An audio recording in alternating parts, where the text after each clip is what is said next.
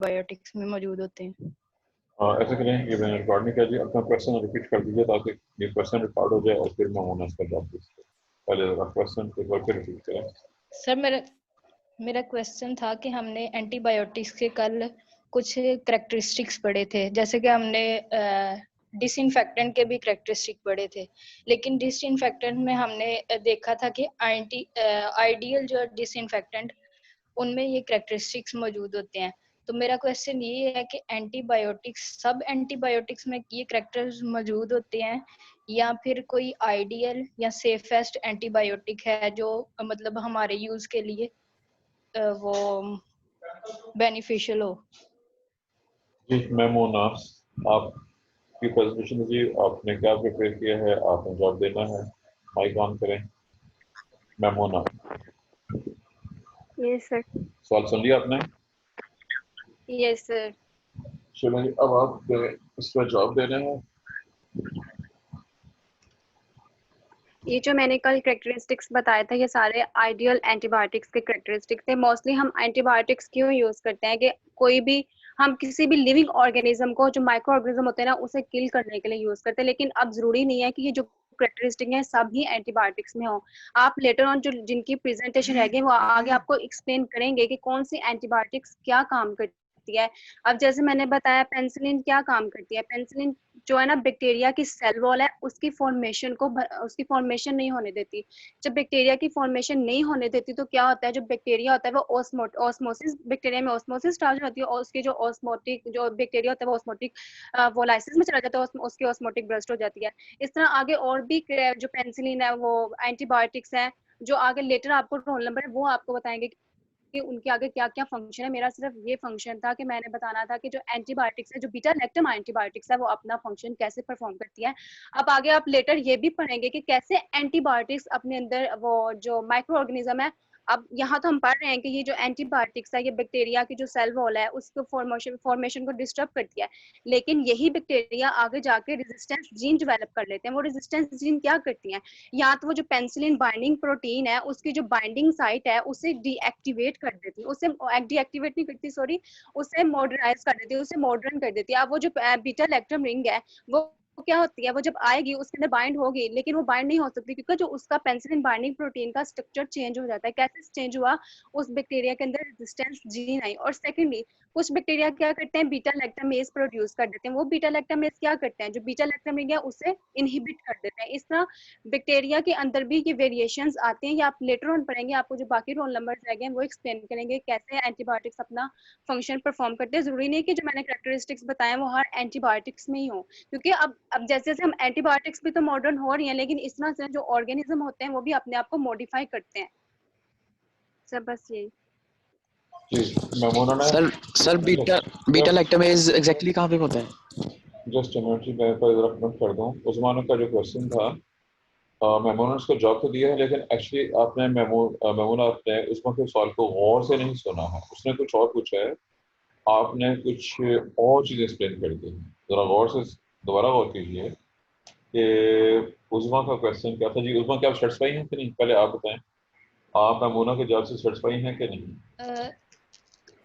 Sir मेरा question सिर्फ इतना था कि मतलब मैंने ये पूछा था कि आया कि कोई आइडियल एंटीबायोटिक है जो माइक्रो ऑर्गेनिज्म को इक्वली, जिसमें ये सारे जो करैक्टरिस्टिक्स मौजूद हों, या फिर ये है कि हर माइक्रो ऑर्गेनिज्म के लिए कोई अलग से एंटीबायोटिक है और जिसमें ये सारे करैक्टरिस्टिक मतलब मौजूद होना हर एंटीबायोटिक में लाजिम है, या किसी में ना भी हो तो वो यूज होती है, या सेफेस्ट एंटीबायोटिक जो है वो हमारे लिए कौन सी हो सकती है जो मतलब हम यूज करते हैं ह्यूमंस के लिए या जी ठीक है। अब उस्मा ने सवाल बड़े वाज़ेह तौर पर बयान किया है, और कीजिएगा। उस्मा का सवाल जनरल है, बहुत सी चीज़ों के हवाले से है, जबकि मेमूना ये कह रही है कि उसने सिर्फ एक ग्रुप को डिस्कस किया है। अगरचे के प्रॉपर्टीज़ हैं ये वाली जो फैक्टर्स बयान किए गए हैं बहुत से एंटीबायोटिक्स की, लेकिन अब इनका क्वेश्चन, उस्मा के क्वेश्चन और मेमूना का आंसर आपस में मैच नहीं कर रहे हैं। और जो मेमोना ये था कि जो बाकी जो नेक्स्ट स्टूडेंट्स की प्रेजेंटेशन आएगी वो जवाब देंगे। मेरा नहीं ख्याल किसी ने इसको इस रेफरेंस से तैयार किया। जी मामूना, क्या ख्याल है आपका? क्योंकि जो उस्मा पूछ रही है, ना तो आपने इसका जवाब दिया है और ना ही मेरे ख्याल में कोई जो आने वाला स्टूडेंट है वो भी इसका जवाब नहीं देगा। मेरा नहीं ख्याल कि टॉपिक किसी को अलॉट हुआ है। क्यों, हमने ये चीज़ किसी को अलॉट की गई है?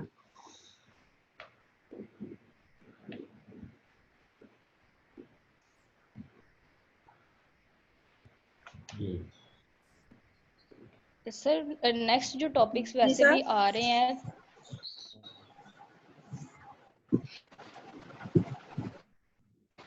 जी, आप रुके हैं, ये बोलना बंद कर दिया। उस्मा, आपने कहाँ कहने लगी थी?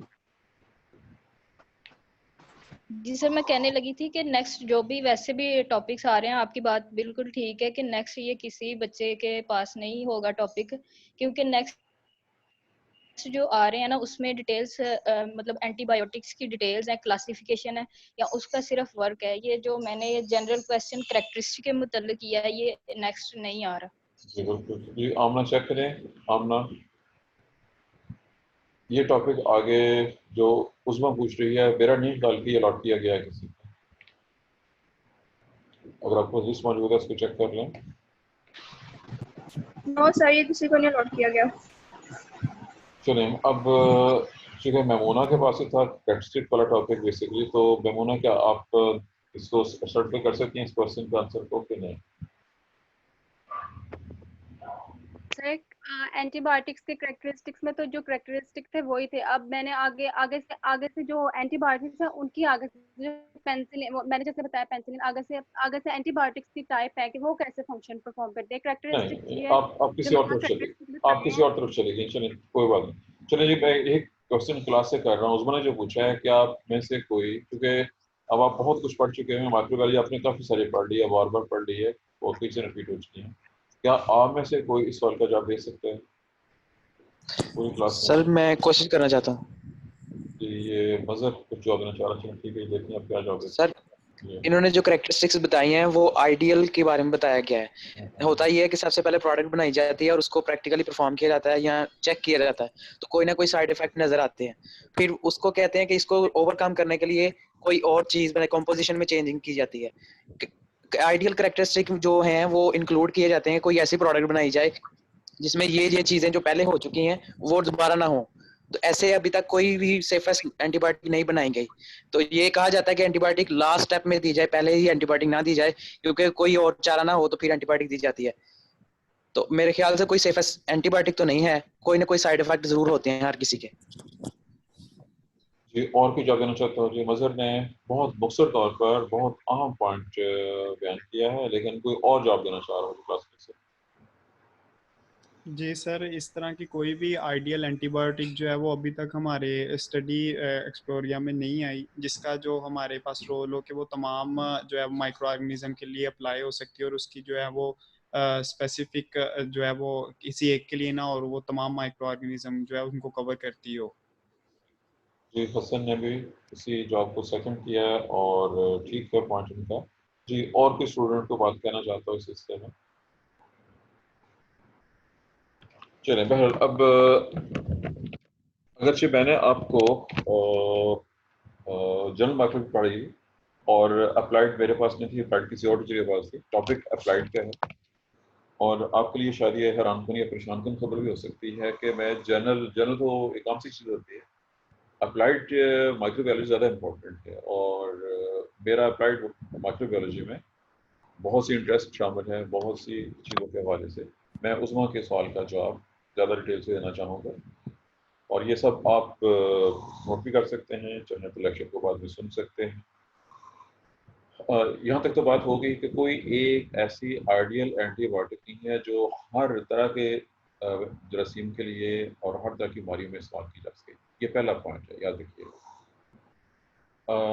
एंटीबायोटिक्स की वैसे तो बहुत सी किस्में, लेकिन मैं दो लिहाज से इसको एक्सप्लेन करना चाह रहा हूँ। ये अगर मैं स्क्रीन शेयर कर दूँ, साथ में कुछ लफ्ज़ लिख भी देता हूँ, तो फिर बस का एक लफ्ज़ जब मैं बोलता हूँ तो अगर किसी ने वो लफ्ज़ पहले से नहीं सुना या पढ़ा होगा तो उसके लिए उसको समझना मुश्किल होगा। उसके अगर स्पेलिंग सामने होंगे तो आप इसको समझ सकेंगे कि मैंने किस चीज़ की बात की है।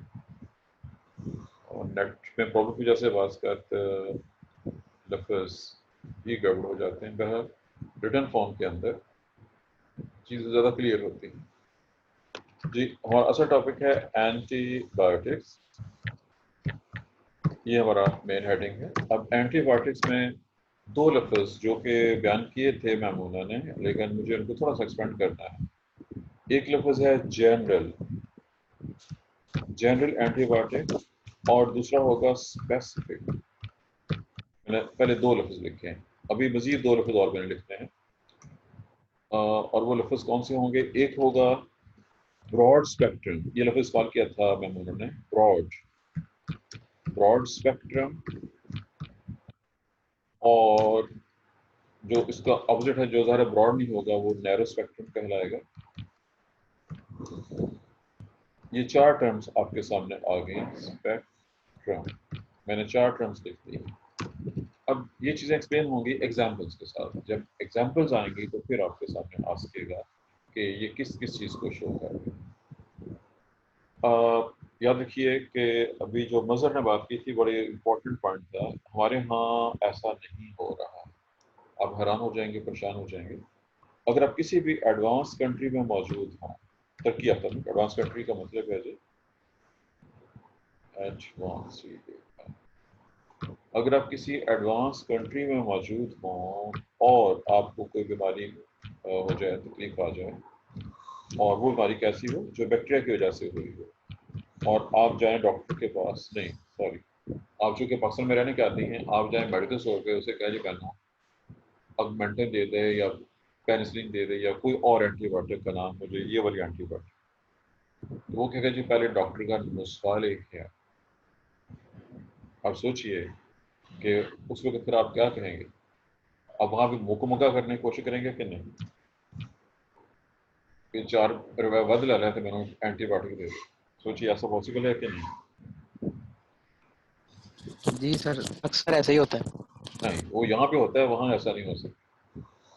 यूरोप में, अमेरिका में, किसी भी तरक्की याफ्ता मुल्क में आपको मेडिकल स्टोर से आप जितने मर्जी चाहें मुकमका की कोशिश करें, आपको एंटीबायोटिक नहीं मिलेगी। Antibiotics are not allowed until you have prescription by a certified doctor।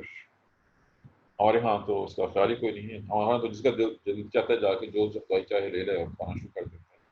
याद रखिए कि तरक्की याफ्ता मुल्क में इवन ऑपरेशन के बाद भी एंटीबायोटिक नहीं दी जाती। वो जो ऑपरेट करते हैं, उनका जो ऑपरेशन थिएटर होता है, वो इतने अच्छे तरीके से स्टरलाइज किया गया होता है कि वो उसके बाद, ऑपरेशन के बाद भी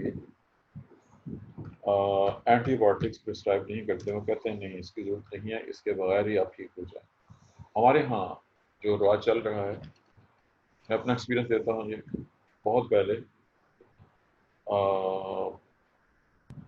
तबीयत ख़राब हुई और बाई चांस रोज़े थे, गला ख़राब हो गया। अगर मेरा गला खासा ज़्यादा सेंसिटिव है, बड़ी जल्दी ख़राब हो जाता है, तो मेरी वाइफ मुझे वहाँ पे ले गई, जो कि उनके फैमिली डॉक्टर थी, बड़े अच्छे डॉक्टर। वो बहुत अच्छे तरीके से मिले, लेकिन उन्होंने कहा कि जी ये तो आप रोज़ रखते हैं? बिल्कुल रखता हूँ। उन्होंने कहा जी कि मैं देखें जी आपको दवाई दे रहा हूँ, आप बिल्कुल कल ठीक हो जाएंगे। पर उसने मुझे उस दौर के लिहाज से, 30-29 साल पुरानी बात है जी कमोबेश, एक हाई पोटेंसी एंटीबायोटिक उस दौर के लिहाज से, अब के लिहाज से, उस दौर के लिहाज से एक high potency antibiotic triple dose में दी, ट्रिपल डोज, लेकिन उसके बाद मेरा गला ठीक नहीं हुआ। अब सोचिए डॉक्टर साहब ने ठीक किया था, गलत किया? सर गलत किया था। याद रखें कि एंटीबायोटिक सिर्फ उस वक्त इस्तेमाल करनी चाहिए जब मजबूरी आ जाए, जब लग रहा हो कि नहीं अब पेशेंट जो है वो कवर नहीं हो सकता है। क्योंकि जैसे जैसे आप एंटीबायोटिक यूज़ करते हैं, आपकी अपनी रेजिस्टेंस खत्म हो जाती है। और कीजिए, जब आप एंटीबायोटिक्स यूज़ करना शुरू कर देते हैं तो आपकी अपनी बॉडी की जो रेजिस्टेंस होती है वो कम हो जाती है, लेस हो जाती है। जब बॉडी की रेजिस्टेंस कम हो जाए तो बीमारियों के होने के चांसेस ज़्यादा हो जाते हैं। जब आप हाई पोटेंसी एंटीबायोटिक्स खा लेते हैं तो फिर आम दवाई आपके ऊपर असर ही नहीं करती। ये जो तरीका इलाज है ये गलत है जो हमारे यहाँ चलता है, और ये हमारे आम डॉक्टर करते हैं। जो अच्छे फिजिशियन होते हैं वो कभी भी तेज वाली मेडिसिन नहीं देते। मतलब सवाल किया अच्छे फिजिशियन, ये डिफरेंस है जी। हमारे यहाँ विराट लोग तो डॉक्टर के पास जाते नहीं हैं, मोहल्ले के डिस्पेंसरी के पास चले जाते हैं। डिस्पेंसरी भी वो होता है जिसने कोर्स नहीं किया होता, बल्कि किसी डॉक्टर के साथ 6 महीने रहा होता है, उसके बाद अपनी दुकान खोल के दवाइयाँ देना शुरू कर देते हैं। ये सिस्टम ऑफ मेडिसिन है पाकिस्तान में, और इससे बहुत सी प्रॉब्लम पैदा हो रही है। बहरहाल रेजिस्टेंस का टॉपिक डिस्कस हो गया। एक ये उस रेजिस्टेंस थी कि जो हमारी बॉडी में नेचुरल रेजिस्टेंस है, उसके हवाले से बात करी। एंटीबायोटिक्स यूज़ करने से ये कम होना शुरू हो जाती है। एक चीज़। नंबर 2, हम आ रहे हैं वापस जनरल और स्पेसिफिक। जनरल एंटीबायोटिक ऐसी होती है जो कई किस्म के बैक्टीरिया को मार सकती है। याद रखिए कि जनरल और ब्रॉड स्पेक्ट्रम, मैंने दोनों लिखे, यहाँ पे जनरल लिखा था और नीचे ब्रॉड स्पेक्ट्रम लिखा है। आप समझिए कि दोनों एक जैसी चीज़ें हैं। जनरल और ब्रॉड स्पेक्ट्रम दोनों मिलती जुलती चीज़ें हैं, ऐसी एंटीबायोटिक्स जो बहुत से मुख्तलिफ बैक्टीरिया के ऊपर अटैक कर सकती हैं, उनकी ग्रोथ को रोक सकती हैं या उनको मार सकती हैं, वो ये कहलाएंगे। स्पेसिफिक या नैरो स्पेक्ट्रम वो हैं जो किसी खास स्पीशीज के बैक्टीरिया पे अटैक कर।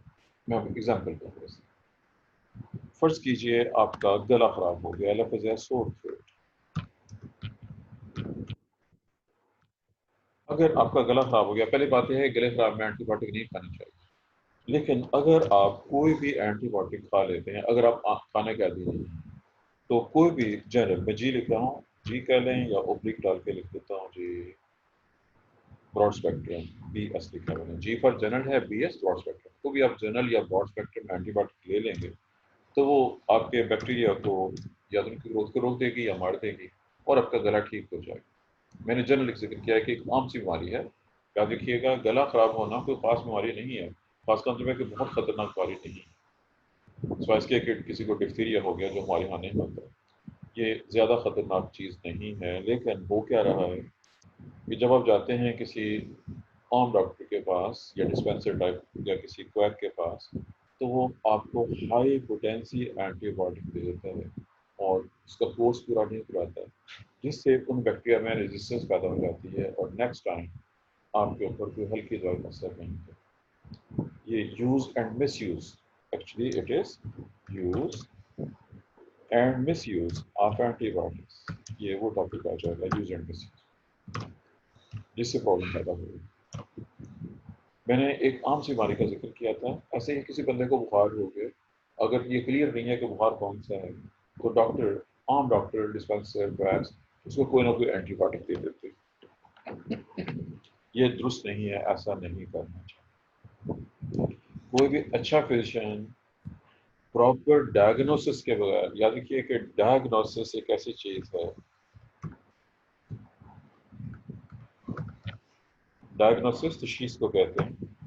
डायग्नोसिस एक ऐसी चीज़ है जो सिर्फ अच्छा फिजिशियन कर सकता है।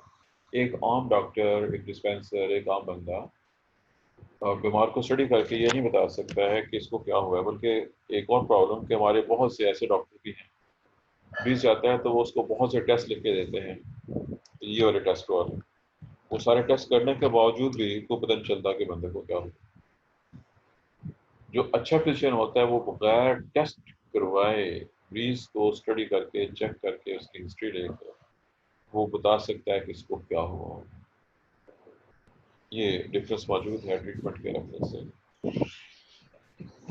सर जी इधर मैं एक और पूछना चाहूँगी कि सर अगर जब हम यूज़ करते हैं, कोई भी हमें डिजीज़ होती है, तो एक टैबलेट की अगर ज़रूरत हो तो उसकी जगह पे अगर दो कोई मतलब आसपास में हमारे मशवरे देने भी कुछ वाले भी कुछ ऐसे होते हैं कि अगर तुम्हें ज़्यादा है तो जल्दी आराम आ जाएगा, तुम दो यूज़ कर लो, तो क्या सर उसके भी साइड इफ़ेक्ट्स होते हैं या हाँ जी, उसका बिल्कुल बता ऐसे ही दीजिए। है। आपने जो सवाल किया ये हमारे माशरे में बिल्कुल ऐसे ही है। ये बिल्कुल वही बात आ जाएगी कि चांद को देखने का दावा वो करते हैं जिनको पता ही कोई नहीं है चांद के हवाले से और शरीयत के हवाले से कि शरीयत क्या कह रही है। और बिल्कुल ऐसे ही ऐसे बंदे जिनको मेडिसिन की, एंटीबायोटिक्स की ABC नहीं आती है, वो यह ऐसे मशहूर हैं जी, मैं दवाई खाई से मेरा फलान चीज़ ठीक हो, दूसरी बार खा लूँ। ये हमारे यहाँ बहुत आम कॉमन सी चीज़ है, लेकिन ये गलत है। एक अच्छे डॉक्टर ने जो मेडिसिन प्रेस्क्राइब की होती है कि ये मेडिसिन यूज़ करनी है और इतनी मिकदार में यूज़ करनी है, उसके मुताबिक इसको यूज़ करना चाहिए। अगर आप इसकी डोज ज़्यादा कर लें तो वो भी नुकसानदेह है। अगर डोज आप कम कर दें, एक बंदे का वजन, फर्ज कीजिए बंदे का वजन 80 किलो, आप उसको उसके वजन के लिहाज से मेडिसिन चाहिए 500 मिलीग्राम, आप उसको 250 मिलीग्राम दे दें तो वो उस पर इतनी इफेक्टिव नहीं रहेगी। बंदे का वजन ज़्यादा है, आपने दवाई कम दे दी। बच्चा छोटा है, उसको मेडिसिन चाहिए अभी जस्ट 200 मिलीग्राम, 250 मिलीग्राम, आपने उसको 500 मिलीग्राम दे दी। ये सब की सब सूरतें गलत हैं और डॉक्टर्स को इन चीज़ों का, सबसे मेडिसिन की जो डोज होती है बॉडी के वेट के लिहाज से दी जाती है। डॉक्टर बंदे को देख के ऐसे अंदाजा कर लेता है कि इसका वजन इतना है, इसको डोज इतनी चाहिए होगी, उम्र इतनी है तो उसको ये डोज चाहिए होगी। जो वो लोग हैं जिनको इस चीज़ का नहीं पता होता, वो आंखें बंद करके मेडिसिन दे देते हैं। आपने कभी गौर किया होगा कि अगर आप कोई अच्छी कंपनी की मेडिसिन खरीदते हैं जो डब्बी में बंद होती है, उसके अंदर से एक पॉम्पलेट निकलते हैं, उस पॉम्पलेट पे बहुत सी इन्फॉर्मेशन होती है। आम बंदा उसको ना तो पढ़ सकता है, ना पढ़ता है, ना समझता है, और सिर्फ जो टेक्निकल बंदे हैं वो ही समझ सकते हैं किसमें क्या लिखा है। उसमें बहुत सी टेक्निकल इन्फॉर्मेशन होती है जो पता होना चाहिए उस बंदे को जो ट्रीटमेंट कर रहा है। वो हमारे यहाँ जो फैक्ट्स हैं उनको उनके बारे में कुछ भी मालूम नहीं होता और वो कॉम्प्लिकेशन ज़्यादा पैदा कर रहे हैं। अभी टॉपिक चल रहा है जो मैंने अभी टेस्ट के बारे से बात की, डायग्नोसिस टेस्ट। जब प्रॉपर डायग्नोसिस हो जाए तो फिर ही उसका प्रॉपर ट्रीटमेंट हो सकता है। अब यहाँ तक पहले से हमको हुआ ब्रॉड स्पेक्ट्रम और जनरल की बात करनी थी। अब इसका दूसरे हिस्से की तरफ आने लगा।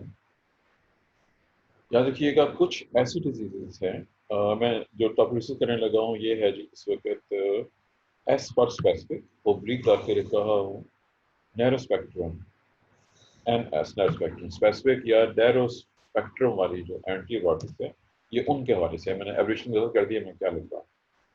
याद रखिएगा कुछ ऐसी बीमारियां हैं जिन पे सिर्फ चंद खास मेडिसिन ही इफेक्ट कर सकती है। मैं लोकल एग्जांपल देने लगता हूँ, बहुत मशहूर बीमारी है, सबने नाम सुना होगा। बीमारी का नाम है टीबी। आई एम श्योर कि हर बच्चा आप में से वाकिफ है टीबी क्या चीज़ है और किस वजह से होती है, ऐसे ही है कि नहीं? आप सब इस बात से वाकिफ है कि टीबी कौन सी बीमारी है और किन बैक्टीरिया की वजह से होती है। अब यहाँ जो इम्पोर्टेंट पॉइंट है नोट करने वाला वो ये है कि जो टीबी है ये जिन बैक्टीरिया की वजह से हो रही है उसके ऊपर जो आम मेडिसिन हैं उनको देने का कोई फ़ायदा नहीं। मैंने जो लफ्ज़ सवाल किया गौर कीजिएगा, अगर आप वेरी हाई पोटेंसी एंटीबायोटिक भी दे दें तो उसका कोई बहुत ज़्यादा खास फ़ायदा नहीं होगा, वो सिर्फ आर्जी असर करेगी। टीबी के मरीज को एक लंबे अरसे तक चंद खास मेडिसिन खानी पड़ती हैं। उसकी रीज़न ये है जब बॉडी में टीबी बीमारी शुरू हो जाए, स्प्रेड होना शुरू हो जाए, तो उसे कंट्रोल करने के लिए उसकी जो स्पेसिफिक मेडिसिन, अब स्पेसिफिक का मतलब होगा, अभी लोगों में सवाल किया था नैरो स्पेक्ट्रम, ऐसी मेडिसिन जो ख़ास तौर पर बनाई गई हैं माइक्रोबैक्टीरिया या उसके रिश्तेदारों को मारने के लिए, वो यूज़ करनी पड़ेगी। अब अगरचे कि ये ज़्यादा है लेकिन मैं सिर्फ एक नाम ले रहा हूँ, याद रखिएगा कि नाम ब्रांड नेम चेंज होते रहते हैं। ये मिक्सचर है, अकेली नहीं है, बल्कि ये चंद मेडिसिन को मिला के बनाई गई है। मायरिन के नाम से है, मायरिन की अदर कंपनीज अदर नामों से बनाती हैं। मिसाल के तौर पे ये मेडिसिन है ऑन एवरेज ये तकरीबन 9 माह तक, ऑन एवरेज तकरीबन 9 महीने, बस का 9 महीने से 1 साल तक ये खानी पड़ सकती है टीबी के मरीज को बाकी तमाम एहतियातों के साथ साथ। जी, अब मैंने आपके सामने 2 एग्जाम्पल डिस्कस किए हैं कि एक कुछ ऐसी बीमारियां जिनके लिए स्पेसिफिक एंटीबायोटिक्स हैं कि वो ही खाने पड़ेंगे। एक बंदे को टीबी होगी, वो पहले डिस्पेंसरी के पास चला गया, फिर वो किसी हकीम के पास चला गया, फिर वो किसी आम से डॉक्टर के पास चला गया। जब वो यूं घूमता फिरता रहेगा तो उसने जितना टाइम ऐसे घूमने फिरने में गुजारा है उसका उसको कोई फ़ायदा नहीं है। इसका हल यही है कि अगर पता चल जाए कि टीबी है, अलामतें हैं, अगर डॉक्टर है तो जो टीबी के स्पेशलिस्ट हैं, बशर्ते कि स्पेशलिस्ट भी असली हो, हमारे यहाँ जेल स्पेशलिस्ट बहुत ज़्यादा पाए जाते हैं, उसके पास जाना है ताकि वो प्रॉपर उसको स्टडी करने के बाद, चेक करने के बाद, कंफर्म करने के बाद स्टार्ट से ही उसको मेडिसिन, और वो बताना चाहिए इस डॉक्टर को कि ये मेडिसिन इतनी खानी है और इतने टाइम तक खानी है। तब चूँकि अगर टीबी का मरीज उन 9 माह के दौरान अगर एक दिन भी दवाई का नागा हो गया तो उससे अगले दिन से दोबारा फर्ज कीजिए मरीज ने 6 महीने दवाई खा ली थी, 1 दिन 2 दिन दवाई नहीं मिली उसको, तो अब उसको मज़ीद दोबारा 9 महीने दवाई खानी पड़ेगी। ये इंतहाई परेशान कन सूरत हाल है, उसमें नागा नहीं कर।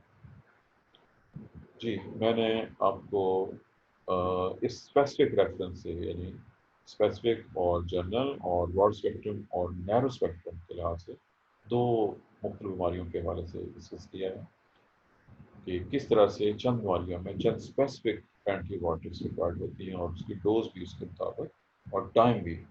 एक और चीज़ याद रखिएगा जो टाइम के हवाले से, एक आम एंटीबायोटिक जब आप यूज़ करते हैं तो उसका कोर्स 5 डेज का होता है, यानी आपने 5 दिन वो दवाई खानी होती है।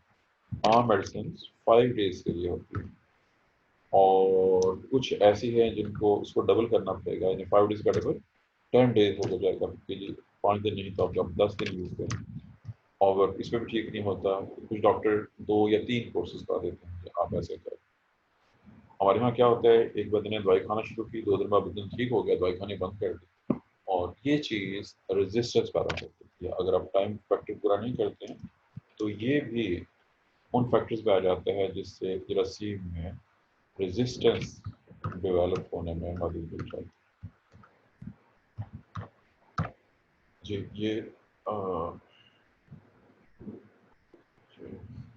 सर जी सर फिर वो स्टेटमेंट ठीक हुई ना कि कोई भी ऐसी एंटीबायोटिक नहीं है आइडियली जो कि सब माइक्रो ऑर्गेनिज्म के अगेंस्ट यूज हो सकती है, यानी हर एक स्पेसिफिक है बिल्कुल उसकी ऐसे ही है, कैरेक्टरिस्टिक्स के बिल्कुल मुताबिक। ऐसे।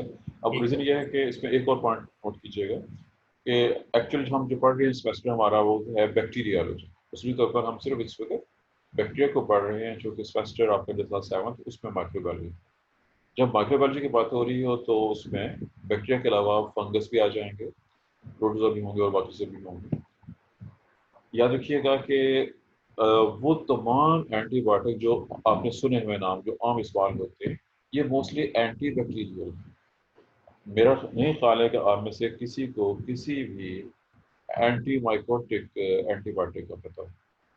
अगर फंगस से कोई बीमारी हुई हुई है तो उसके इलाज के लिए जो एंटीबायोटिक होंगी वो एंटी बैक्टीरियल नहीं होती, वो डिफरेंट होती है, यानी वो भी स्पेसिफिक होती हैं। ये फलां बीमारी में फलां फंगस के लिए ये वाली, मैं एग्जाम्पल दे देता हूँ, पर किसी के नॉलेज में है ऑलरेडी पहले से ये चीज़, ये पॉइंट,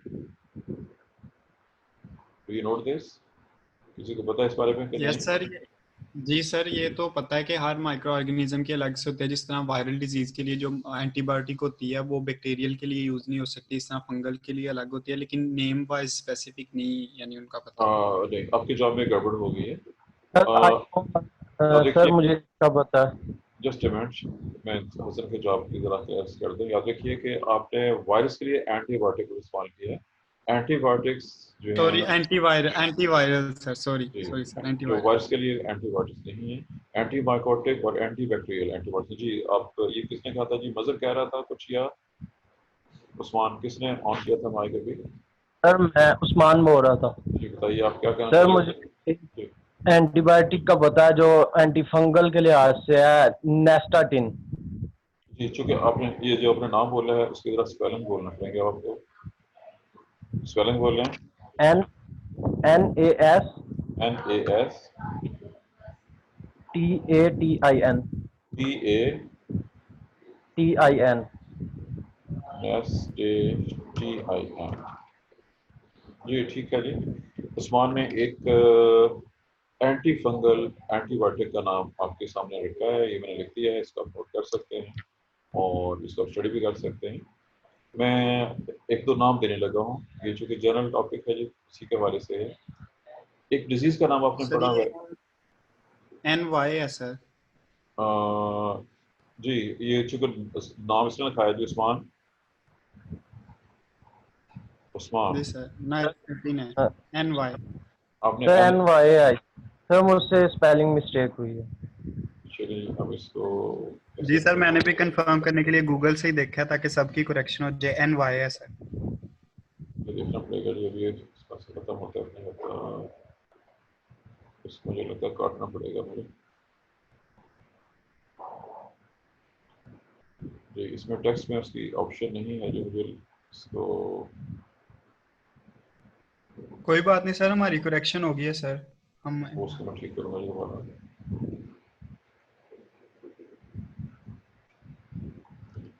NYSTATIN। चलो जी, ये देखें अब यही है स्पेलिंग, ठीक है। हम जी सर यही। जी सर ठीक। एक बहुत ही मशहूर जो सबसे पहले आई थी, ग्रीजियो फल्विन, ये नाम किसी ने सुना हो, याद रखा हो? जी सर ग्रेसियफुल। ये क्लासिकल मेडिसिन है जो सबसे पहले आई थी एंटी फंगल के तौर पे। मैं जो नाम लेने लगा था वो था, बीमारी का नाम है रिंगवर्म।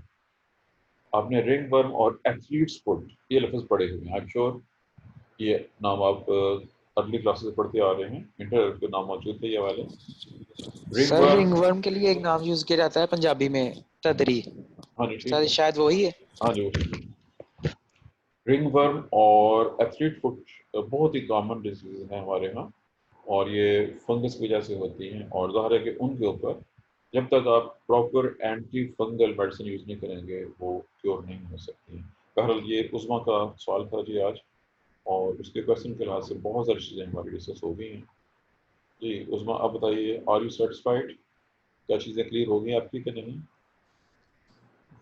जी सर हो गई। सर आपने अभी ये रिंग वर्म के लिए क्या बताया?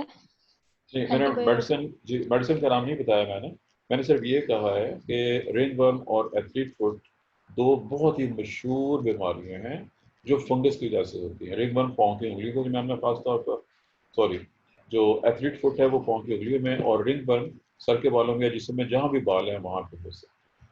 अगर फर्ज कीजिए किसी को ये डिजीज हो जाए तो उसका इलाज खुद करने की बजाय आपको किसी अच्छे स्किन स्पेशलिस्ट के पास जाना पड़ेगा, किसी अच्छे स्किन स्पेशलिस्ट के पास जाना पड़ेगा।